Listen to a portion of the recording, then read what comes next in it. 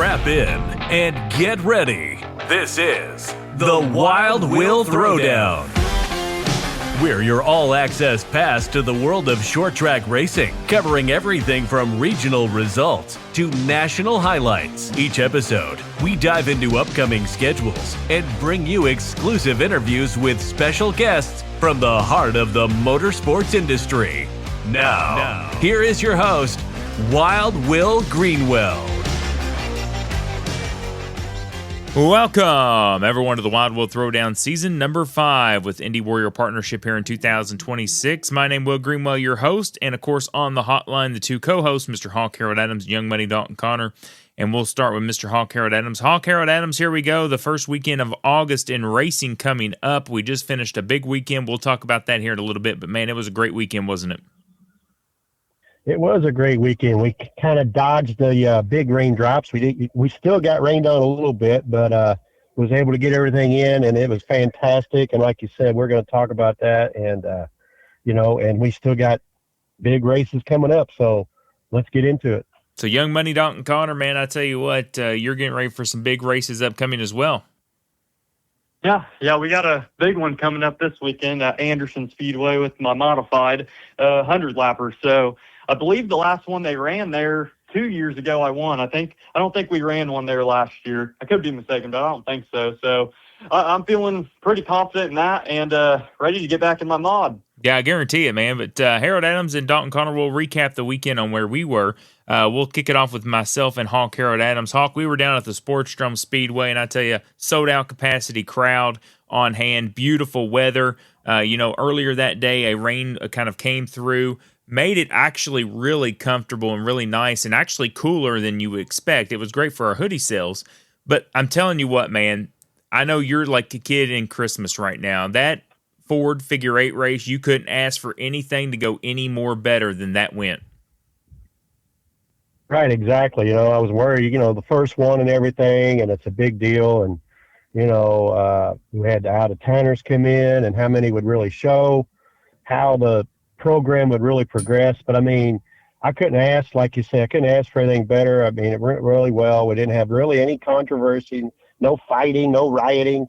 Everybody seemed to have good, was in good spirits before and after the races. I've heard a lot of positives. So, I was just thrilled to death with it. I tell you what, I'm already looking forward to next year's. Yeah, no doubt. And, man, I tell you what, the school bus Figure 8 race, of course, everyone came out for that. Of course, it was supporting Kentucky Friends of V, the charity that kicking childhood cancer. And they raised over $40,000 for that bus race to go to that charity. Jeff Brom, the Louisville football head coach, waved the green flag. It was a pitch-perfect night. The fans were enjoying it left and right. And Dalton Connor, what about you? What did you do this weekend? We were at Anderson Speedway for the Red Bud 400. I was in my street stock, and honestly, it really wasn't too good of a day for me. Just struggled all day, and I felt like we were defeated before we even got to the track, just behind the 8-ball. We had motor problems, had to switch motors the previous week, had to figure out brake issues, and then literally just fought the car all day long. And we just kind of made the decision as a team just to load up after qualifying, because we were already defeated. My whole team was defeated after, just with all of our problems throughout the whole week. So it was just kept building up, and I hate to even say that we would load up, but it is what it is.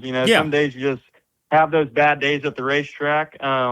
But it was just a bad day at the racetrack, but we're already moved past that and looking forward to next weekend. Hey, that's what you got to do as a racer, man. You have to make those tough decisions, and when you're defeated, your headspace is already gone, so why climb into the car to make it worse? I get it 100%. Nothing wrong with that.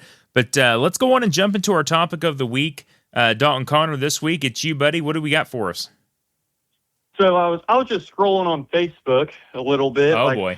Sunday night, Monday night. I know it's nothing bad. But I came across a video from Mount Lawn Speedway of the modifieds running. So my girlfriend's dad, Jason Thompson, he runs weekly his modified at Mount Lawn. So I always try and check in to see how. Whoa! Hold on. Is it Mount Lawn or Mount Looney? Mount Looney, I think, right now. sometimes it's Mount Lawn, though. Now, that's not a hit on Mount Lawn. It kind of is, but I'm just kind of where I'm getting from everybody on Facebook. That's where I'm coming from on Mount Looney. So go ahead. Yeah, it was. Yeah, it was a frustrating weekend there. It sounded like also, but so I was just looking at some videos and pictures and stuff, and the topic of the week is poor lighting at racetracks. And there's a couple of key racetracks that come to mind. You know what I mean? Mount Lawn being number one, just because it's right down the road from me, local. Now, I've ran there a few times in my modified, one time in my street stock, which was a day race, so it didn't really play a factor anyway. But I ran 2 night races in my modified. And let me tell you, it is the most dim lit racetrack you could possibly ever go to that I've seen. It's very hard to see. And me, I look out kind of the left corner between my window net and A-pillar to look across, make sure there's no caution coming up ahead or whatever. You know, you're just kind of picking your mark, looking out left, just setting yourself up for the corner. And that racetrack, it is just very hard to do that. Now I won't just stay on Mount Lawn the whole time, because I just saw a video and I was looking for Jason. That's what I was getting into. I was looking for Jason's car, and he has a black race car. Sure, it's going to be dark, whatever. But it took me probably 3 or 4 laps to even point him out, because you can't even read sponsors, numbers, nothing on the cars, just because it's just so dim. You can't really see much. Now, then you can go to like Showtime Speedway, where it really plays a factor with figure 8 cars and stuff. Yes. Same with Auburndale. Now, I've never ran Showtime or Auburndale like actual laps, but I've been to both tracks and watched nighttime races there. And it's just like that through the crossover mainly too. The oval's not too bad, but the crossover I feel like is where you'd want the most light. But maybe I'm wrong. Maybe it adds to the excitement. But yeah. So I'll kick it to Harold. What's your take on poor lit racetracks, or what comes to mind when you think of one? Yeah, I'll tell you what. If you've ever looked at some of the old videos of Sportsdrome, especially the one that Twisted Metal Video has of a lot of different wrecks from way back, you'll see some clips there where they did not have any lighting onto the intersection. It was really dark. I mean, real dark. But back in the day, I guess it wasn't a big deal. I don't understand it. We're but I know after a while, nowadays, I think. Yeah, that's another thing too. I was kind of getting to that. You know, you got a little bit more crybabies. You know, this younger crowd. Dalton, I think you understand. Anyway, sorry. Anyway, I tell you what, interesting story does come to mind, and this was it's been, I don't know, whenever the IOFS days was, and that's going back 10 to 15 years, whatever it was. But they ran at Beach Bend one time, and they didn't have very good lighting there in the intersection. And one of the drivers pulled off during the race early.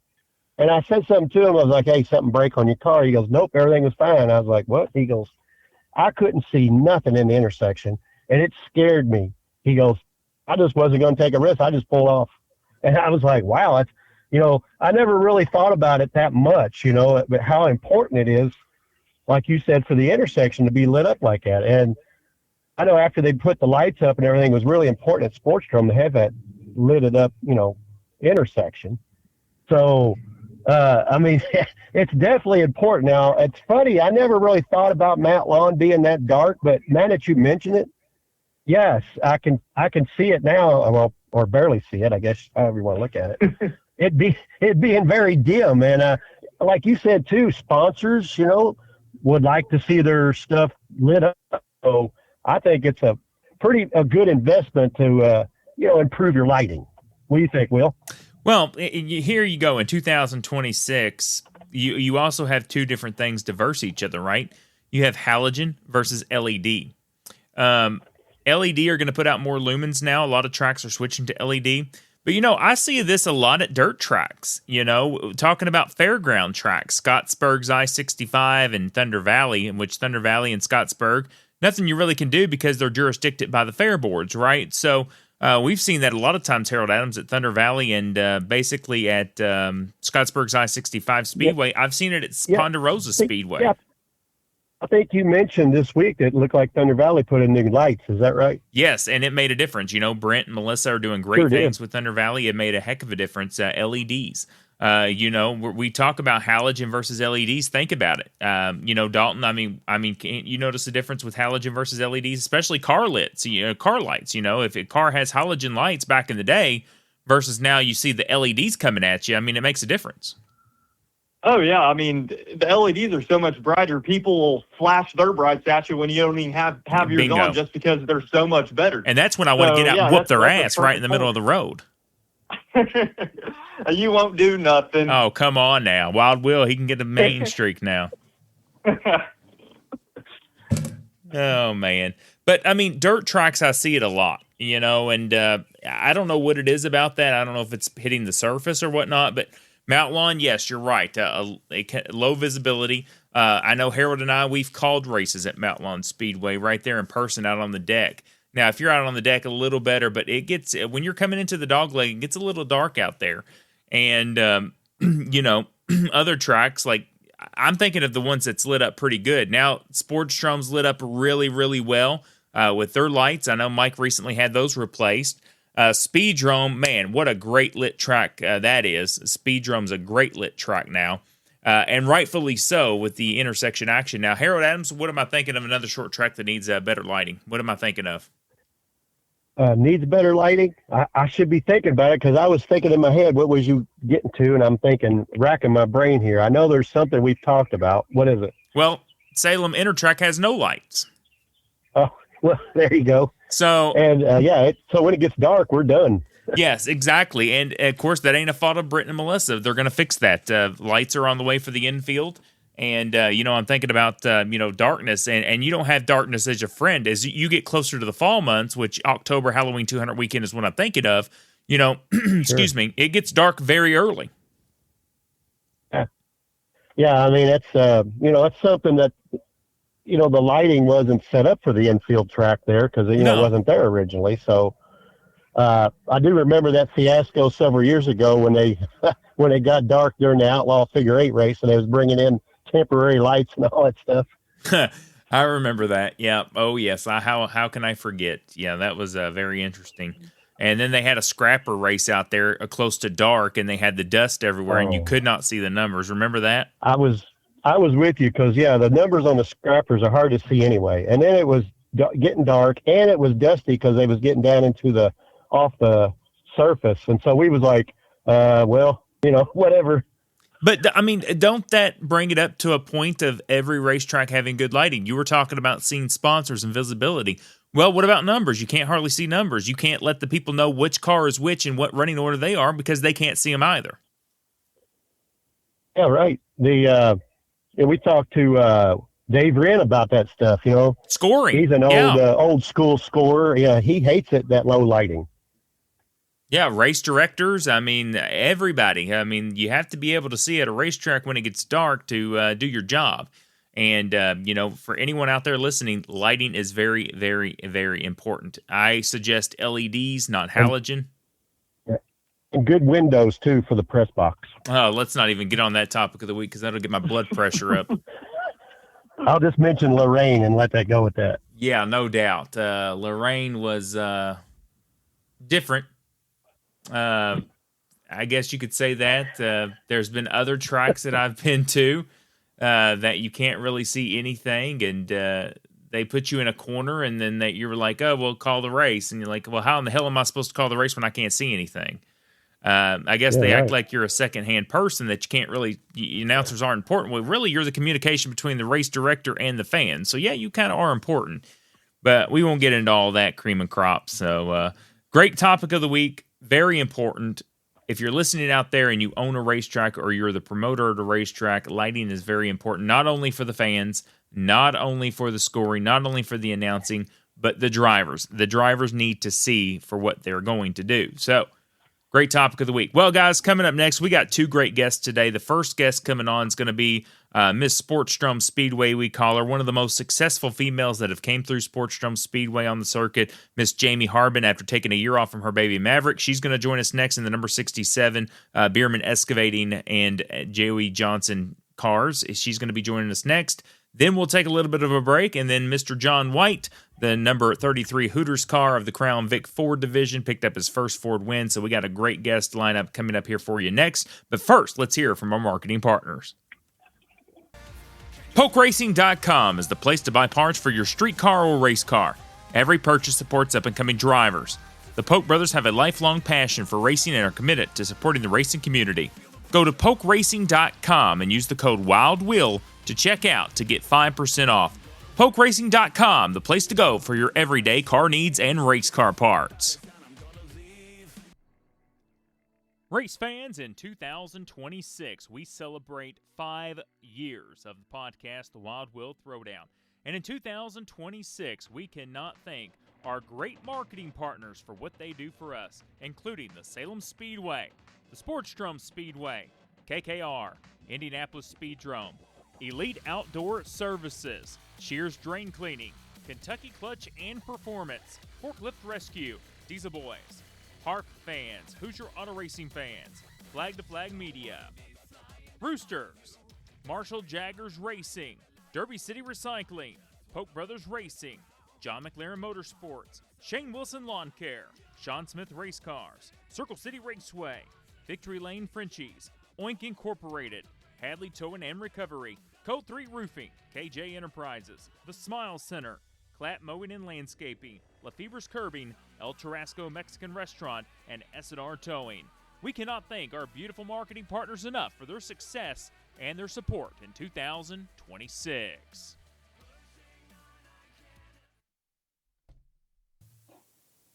And welcome back to the Wild Will Throwdown, season number 5, partnering with Indie Warrior Partnership, giving back to homeless veterans. Here on the hotline now, a lady who was on in season number 1 back in 2022. Wanted to catch up with her a little more, Miss Jamie Harbin. Jamie, thanks for taking the time to chat with us this week on the show. Yeah, thanks for having me. I appreciate it. It's been a minute. I can't believe you've been doing it this long, and it's been this long since I've been on last, but hopefully it won't be that long the next time I'm on. It's crazy. I know when I first started doing this with you and your dad's shop there, I had to travel because I had the old equipment. Now, here we are fast forwarding 5 years down the road, and you're right. Life goes by so much faster than we think. But first and foremost, I have to ask you, how is mom life treating you? It's good. It's been an adjustment for sure, especially dragging a little into the racetrack. Thankfully, I just have plenty of hands that are willing to help. And, Josh, he stayed home with Maverick here, I guess a couple weekends ago at this point, just because it was so dang hot and I didn't want to drag him out in the heat. Yeah. So we kind of laid low that weekend with him and brought him later. But it's been good. It's definitely probably the biggest life change I've had so far. But definitely we've enjoyed it a lot. And it's like I said, quite an adjustment, though, for sure. You don't really know what you're getting yourself into till you're. Yeah, so you were saying it kind of changes your life to have a kiddo right now with you by your side, right? Yeah, for sure. Like I said, it's definitely been an adjustment, but definitely one of the happiest changes we've and the had dogs in our lives. But just thankful we have all of our helping hands definitely on and off the track, sure. Being there to support us for sure. Well, how is the grandma and grandpa liking it? They love it. Maverick's the third grandkid on my side, and then he's the second on my husband. So wow. He has a couple of one or two cousins on both sides. So, but they love it. I think mom wishes we'd have all the kids. I'm one of 4, so mom definitely is used to the bigger family, and dad was one of 7. So they're used to the big families and having all kinds of kids running around, and that's how it's always been, or what we're used to. So now we fast forward to the racing part, and we've seen your dad in the ICA Dempster Sportsman Division taking over that ride for you here in the later part of the 2025-26 year. So how is he enjoying that?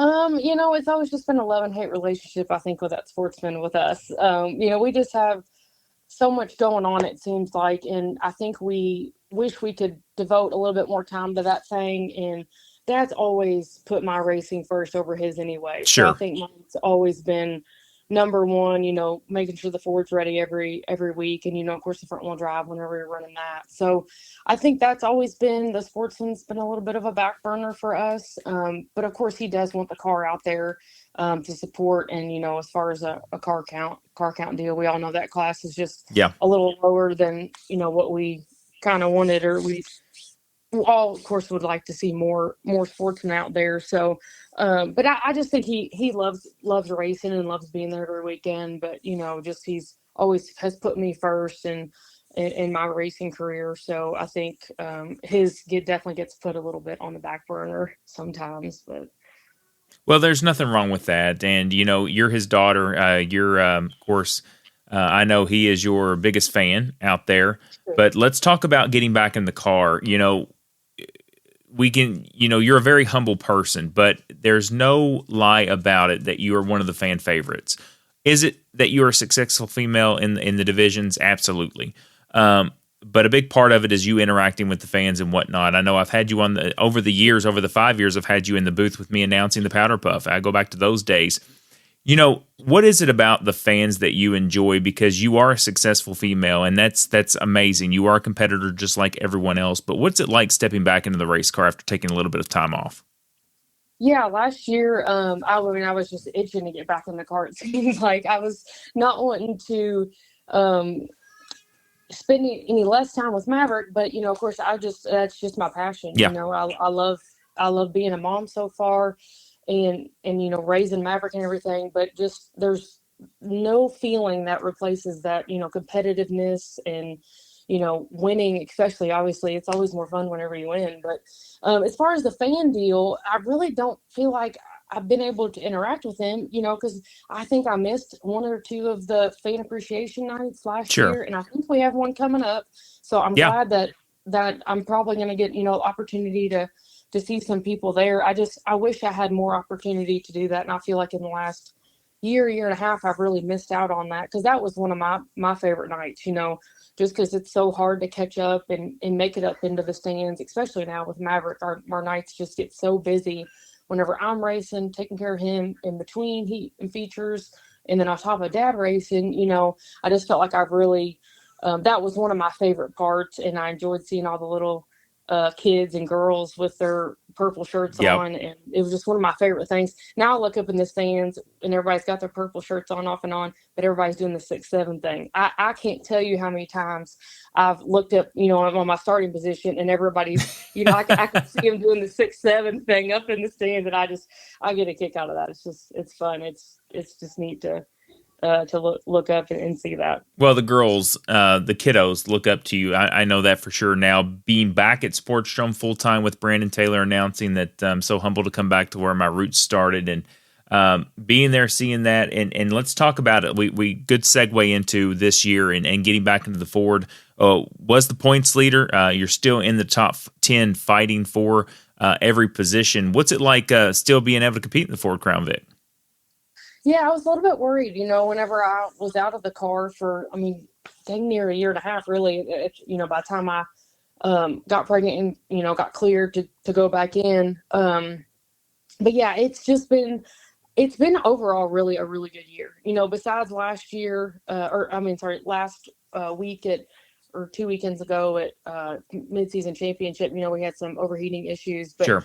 All in all, we've had a really good year. And I think really, you look at the points, I honestly hadn't looked at them a ton before when I was leading, and I haven't looked at them really now that we've I think we're maybe 6th or 7th, but I really think it's anybody's game in the top 7 or 8, maybe. Yes. There's just so many cars that come out every week, and so many opportunities to gain points or to lose them, for that matter. And like I said, we were just on the bad end of things last week, but I just think it's really anybody's game. And I felt like that this class is always super competitive.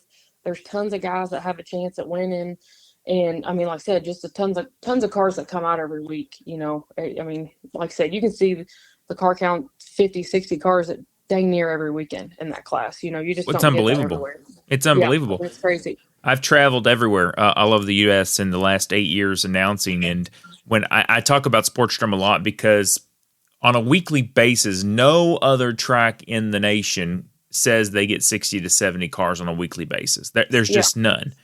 And I don't think Sportsdrome really understands how big that is. And I'm not blaming them because, they're just used to it. What Dean and Chris Workman has done.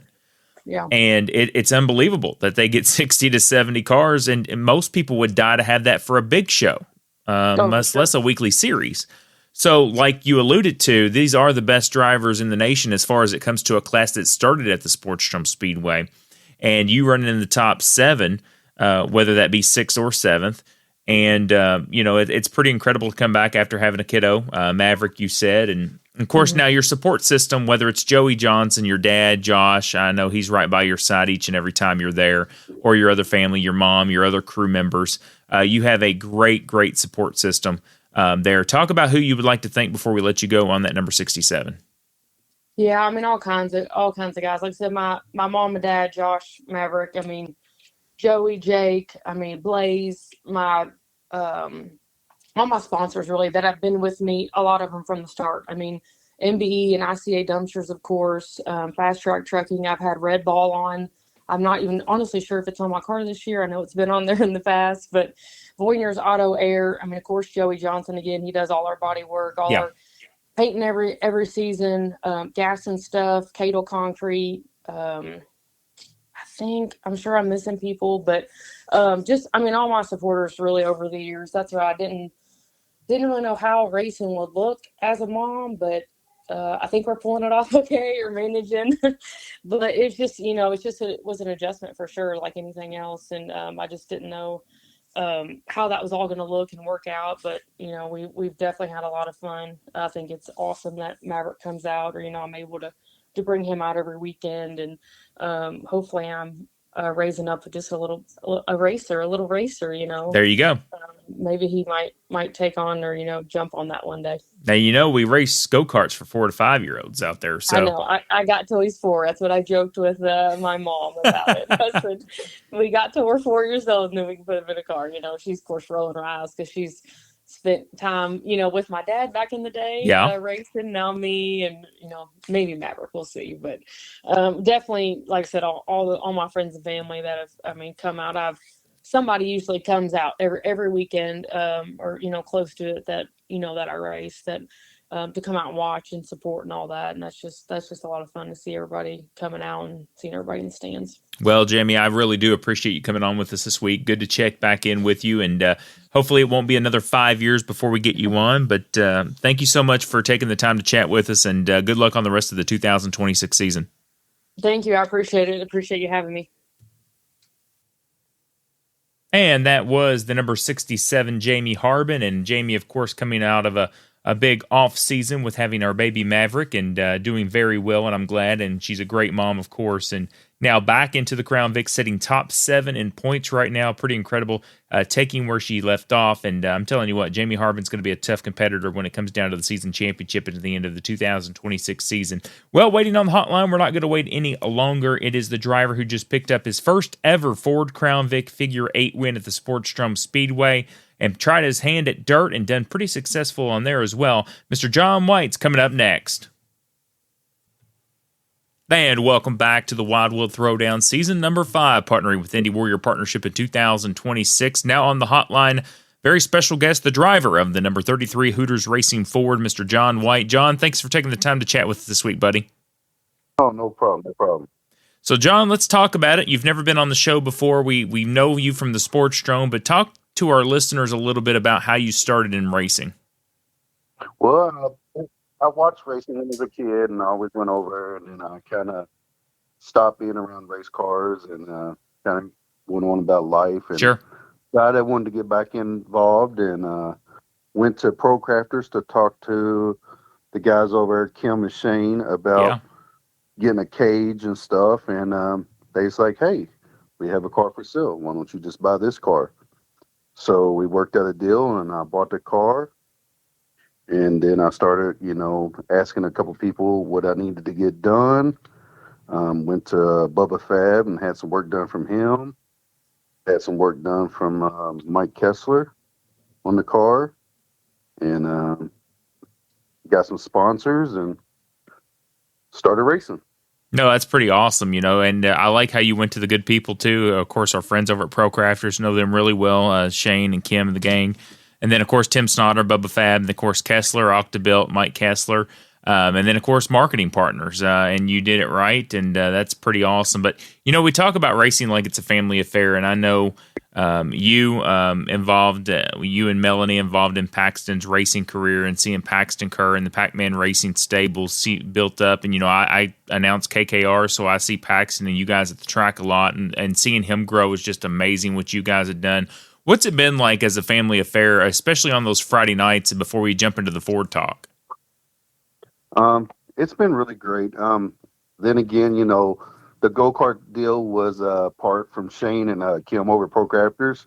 I became really good friends with them, and he has his kids that had racing go-karts, Yeah. and he was like, "You should really get Paxton in one." So they helped me find one.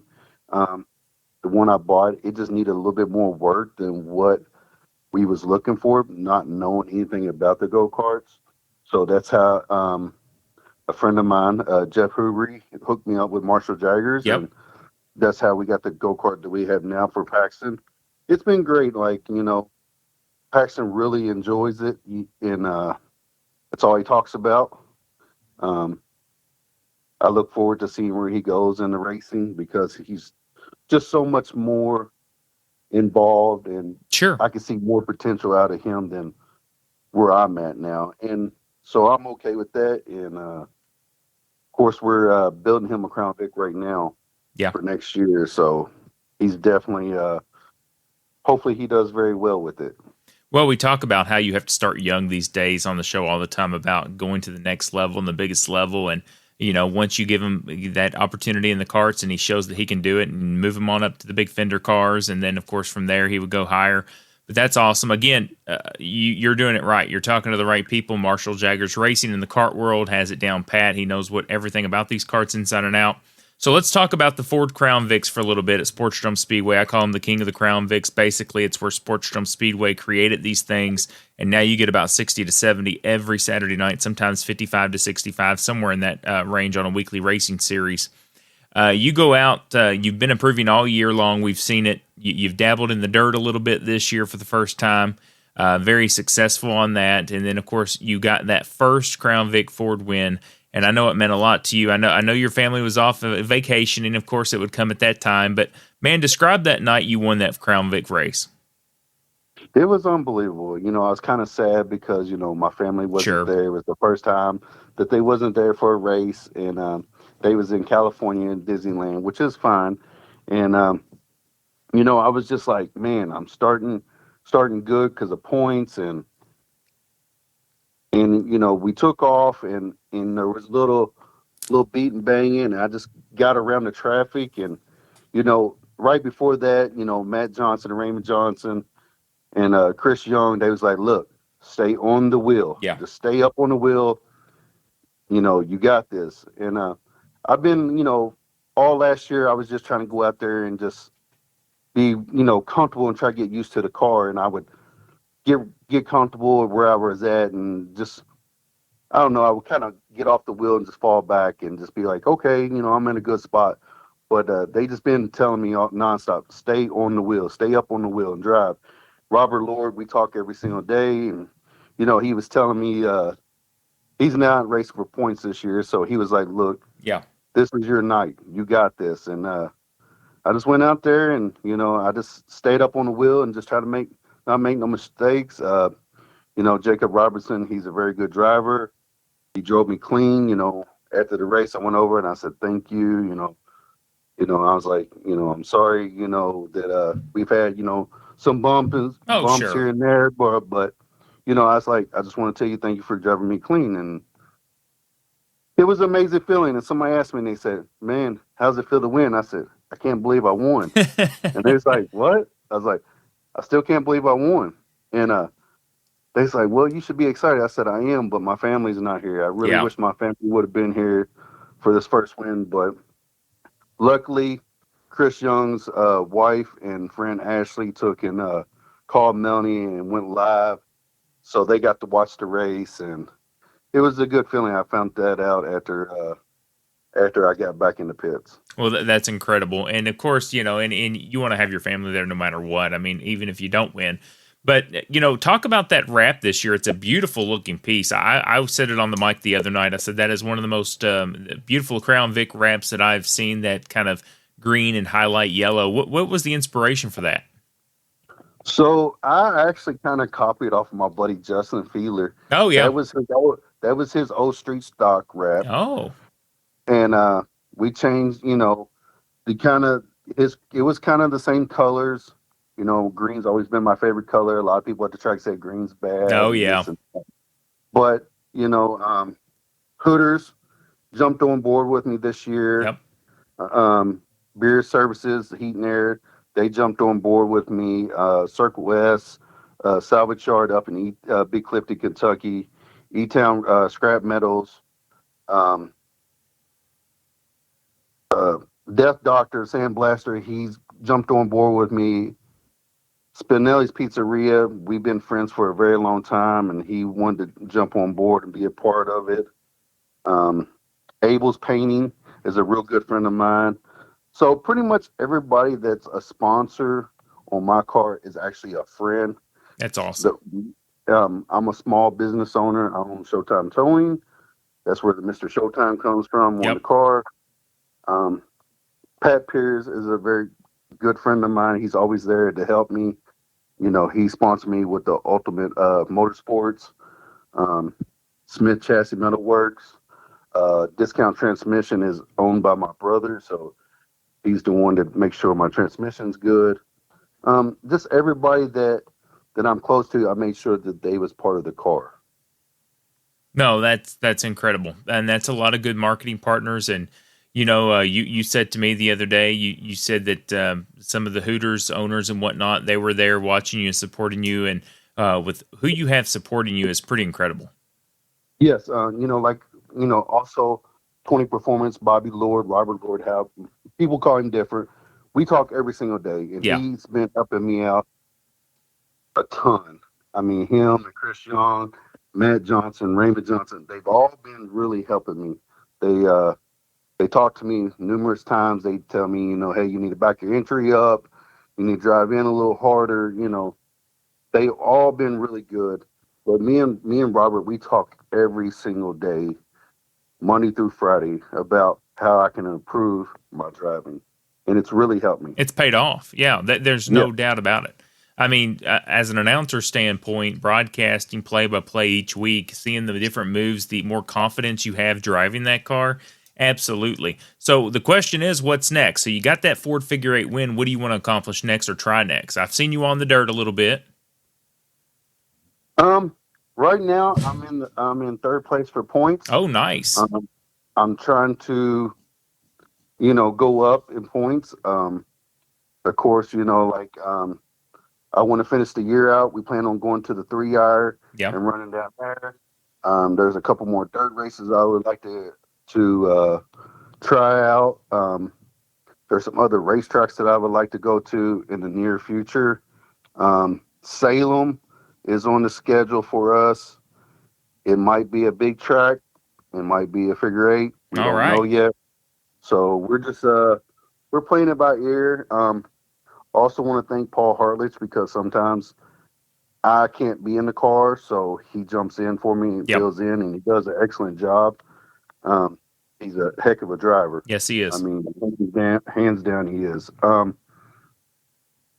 I would like to win a championship. I know this is only my second year, but I look forward to the future. We're already putting together a thing for next year of where we want to go, what we want to do. So we're just taking it day by day and week by week and seeing how things can play out for us. We got a couple other sponsors that are jumping on board. Of course, my stepson, he is going to be going into Crown Vics next year. Yep. So I want to focus on him. We got a great team of people that are wanting to help with his car. So it's going to be good. Paxton has really got to where he can drive a go-kart real good. He's a real big fan of Connor Popwell. Sure. And Connor was like, get him the Sims unit, put him on a Sims unit. So now, I think from my understanding that he was racing with Connor on the Sims unit. So he's moved up. So he's doing good. So we're looking to see what he does when this Crown Vic comes out for him. That's going to be awesome. I can't wait to see that. He's going to be a heck of a wheel man. And like I said, you're improving each week, each and every time out there. Got a first figure eight win, but you've already thanked your marketing partners. But who would you like to? What would you like to tell all your fans out there and all your supporters of that number 33? We can't do it without the fans. We can't do it without the crowd. The crowd's what gets us in them cars and gets our adrenaline going. We're all real competitive out there, but the fans is what makes it. That's it. The fans, the friends, the people to help turn wrenches on the car, your family, because you miss things to work on the car to make the car better. Everybody is a part of it. I don't care if you're in the stands or if you're in the pits or if you're another race car driver. You're a part of that car, no matter what, because That's it. it takes everybody to make that car go. 100%. I feel like a lot of drivers just say, well, me and my crew. No, because if I don't drive you, make you race harder, then you don't get better. And that's why I tell all the guys that I race with, I tell them, thank you. And they're like, for what? For driving harder to make me drive harder to be better. That's it. I love it. So you don't hear many drivers say that. So that's really awesome that you say that. It's a good perspective to look at. But John, I tell you what, man, I am so proud of you, and thank you for coming on the show this week. And we can't wait to see what the rest of the 2026 season holds for you. I appreciate it. Hey, Wild Will Throwdown fans, Will Greenwell here. If you're into all types of racing like I am, then you need to check out the all-new Flag to Flag Media show each and every Tuesday at 8 p.m. on Facebook and YouTube. Just go to Flag to Flag Media, that's flag, the number 2, Flag Media on Facebook and give them a like, or YouTube and subscribe. They will cover all of your dirt racing needs around the region. Flag to Flag Media. Check them out. And welcome back to the Wild Will Throwdown season number 5 with Indy Warrior Partnership in 2026. And that was the driver of the Hooters Racing Ford number 33, John White. And John White, great to see him pick up that first win. And Harold Adams, him and I talked about on that interview there that he's improving each and every time. And it shows out there in that 33. Yeah, it does. He was a rookie there last year. And after he hit Jacob Robertson, he definitely kind of wised up a little bit. Got some seat time, I guess, as they say. And this year he's been really good. And then I tell you what, man, he won that feature race now. I mean, you have to consider him a threat every week. Yes, you do. He's sitting third in the Ford figure 8 point standings, and that's pretty impressive to come out of your rookie season in full time here this year and set third right now. Of course, the best of the best at Sports Zone Speedway in the Ford division. Well, let's talk, gentlemen, about the upcoming schedule, and it's August is here. Dalton Connor, what do you think about that August? Back to school time is here. It's just unbelievable. It's literally crazy. I haven't raced in a few weeks, but, I mean, I feel like me not racing makes it fly by even quicker just because I keep looking forward to the next weekend I get to race. But it's literally insane that we're in August. Yes, it is. It's just crazy to me. I mean, here we are talking about, it's almost race season. It's almost race season. Now we're towards the end of that last summer stretch going into fall here in September. It starts cooling down next month. So it's going to be interesting. But let's talk about the upcoming schedule. August is here, of course. This Saturday night is the big night at Salem Speedway, fueled by the Hoosier Lottery and powered by the John Jones Auto Group. It is the return of the Heartland Racing Association late models on the high banks, expecting a great crowd of those. And that night's going to be titled the Hoosier Hills Bash. Also an Action Crown Vic Big Track, Great American Stocks, Salem Supercars. Now, all races will be decided on the over half mile. No short track racing this Saturday night. It's going to be awesome. All races going to be contested, like we talked about.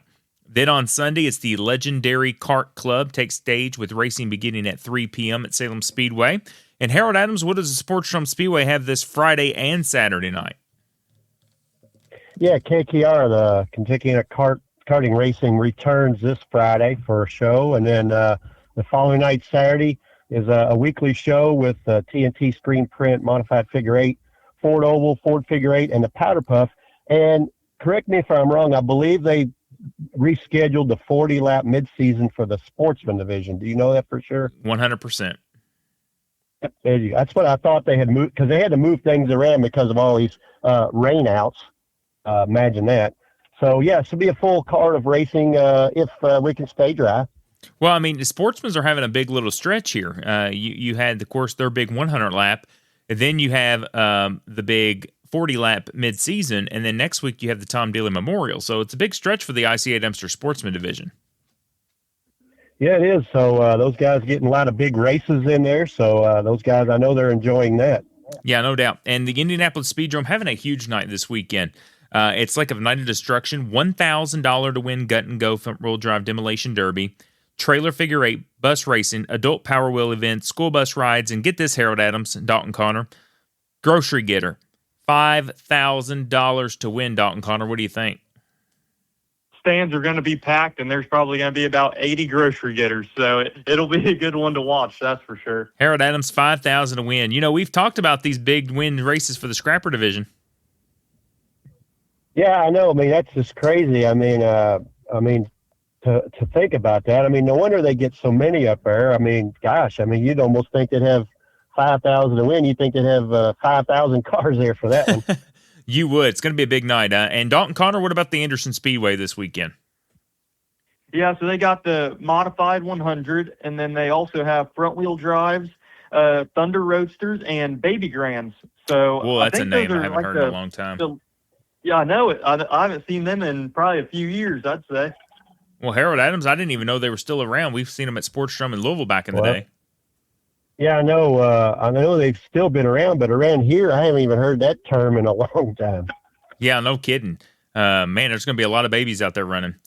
So, yeah, I get it. I know, bad joke. Running for the grand total. Bad joke.